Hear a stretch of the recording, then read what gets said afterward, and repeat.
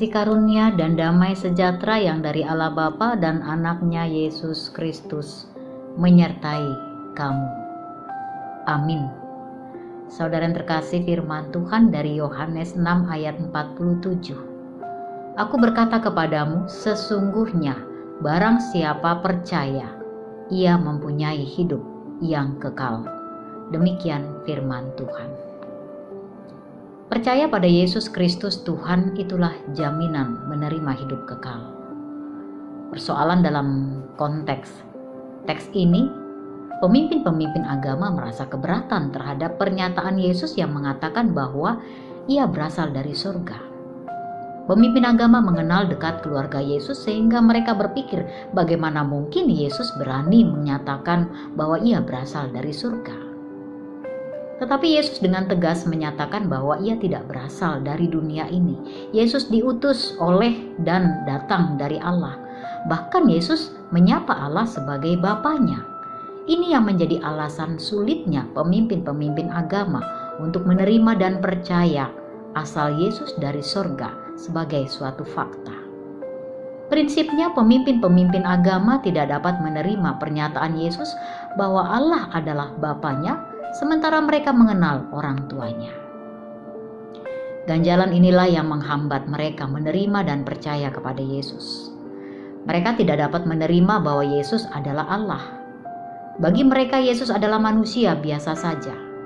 Mereka juga tidak dapat menerima bahwa kematian Yesus memiliki dampak terhadap seluruh dunia.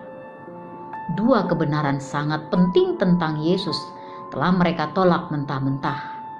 Dalam pemahaman mereka tidak mungkin kematian Yesus akan mengakibatkan keselamatan terhadap mereka yang menerimanya. Saudaraku, bagaimana dengan kita? Kita pasti sangat menyadari begitu mahalnya hingga Yesus harus mengorbankan dirinya sendiri. Ini realitas terdalam kasih Allah yang menjawab kenyataan gelap manusia dengan jalan pengorbanan hidup Yesus. Meski jawab Yesus ini bertujuan membongkar kedangkalan orientasi hidup orang-orang Yahudi, mereka perlu disentakkan bahwa hanya dengan menerima Yesus, percaya pada Yesus, dan pengorbanannya, kelak mereka dapat diluputkan dari maut dan bukan sekedar dari kelaparan sesaat. Karena dialah roti dari surga. Dan orang yang menerima dia, niscaya memperoleh hidup yang kekal. Karena itu, sadarilah bila Yesus saja yang telah menyatakan kesaksiannya dengan tegas dan jelas tetap tidak diterima, maka kita pun jangan berkecil hati bila kesaksian kita tidak akan selalu diterima. Yang terpenting, kita tetap percaya kepada Kristus, kita tetap bersyukur karena Bapa Tuhan kita telah menarik kita untuk hidup percaya. Percaya itu harus ditujukan kepada Yesus dan pengorbanannya.